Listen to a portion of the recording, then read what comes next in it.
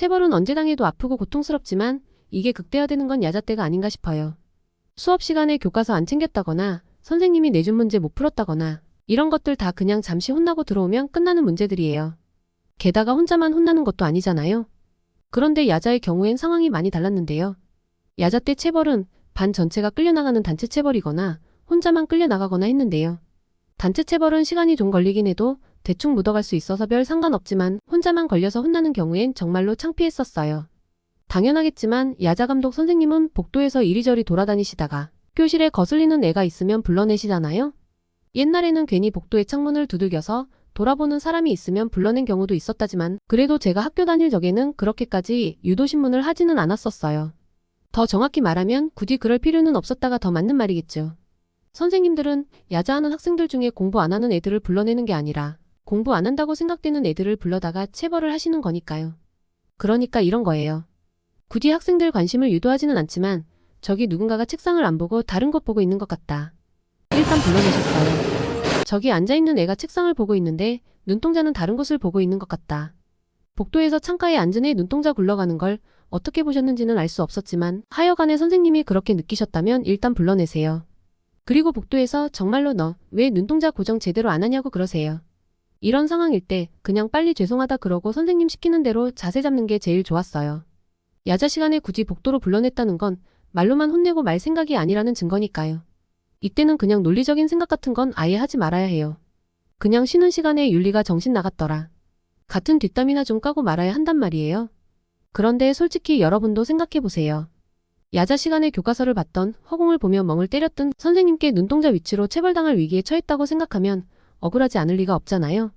내 눈알이 어떻게 굴러가는지는 나조차도 제대로 알지 못하는데 복도에서 걸어가고만 있던 선생님이 어떻게 알고 지적을 하실까요? 선생님은 복도를 지나시다가 그냥 거슬리는 저를 발견하신 거였어요. 딱히 꼬투리 잡을 만한 행동을 한 건 아니지만 그래도 괜히 마음에 안 드는 그런 경우 있잖아요. 그러면 대충 아무 이유나 붙이며 매를 드시는 거였어요. 솔직히 맞아서 아픈 거야 당연한 거라 별다른 생각은 없었는데요. 그래도 어지간하면 야자 시간에는 좀 피하고픈 마음이 컸어요. 좀 창피했거든요. 야자 시간엔 주로 복도로 불려나가는 시기라 오히려 우리 반 애들 말고는 모르잖아요. 복도에서 누가 무슨 이유로 혼나는지요.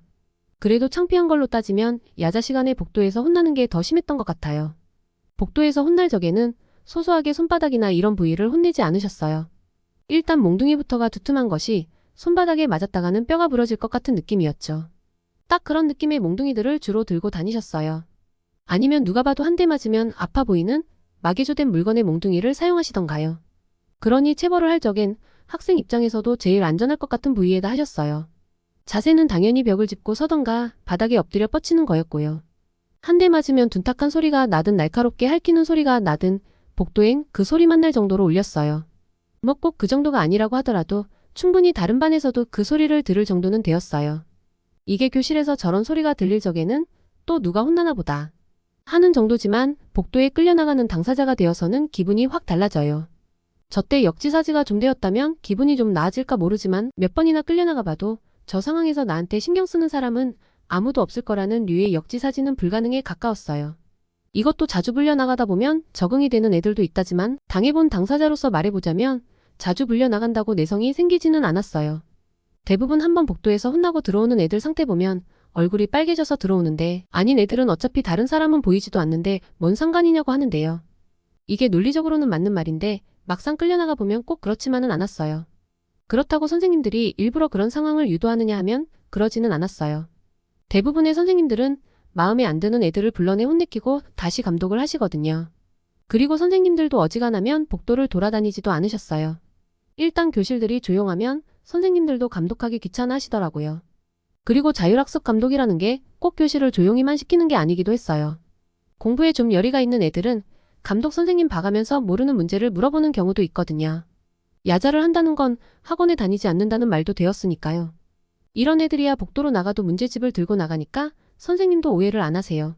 강제로 끌려나가는 애들치고 선생님한테 질문하러 나가는 애들이 없기도 했고요.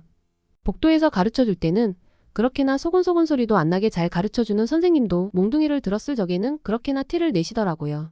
그나마 야단치는 건 그렇다 쳐도 결국 맞는 소리만으로도 다 울릴 정도니까요. 야자 시간에 혼나는 게 꼭 이 이유만 있었던 건 아니지만 하여간에 야자 시간에 혼자 끌려나가서 맞는 건 정말로 싫었어요. 더 언급도 하기 싫으니 이번 이야기는 여기까지만 할게요. 더 재미있는 이야기를 듣고 싶으신 분들은 좋아요 한 번씩만 체크해 주시고요. 황당하거나 재미있는 소재가 있으신 분들은 댓글로 제보 부탁드릴게요. 아마 친구들한테 들은 것처럼 친근하게 이야기를 풀어드릴게요. 그럼 다음 영상에서 만나요.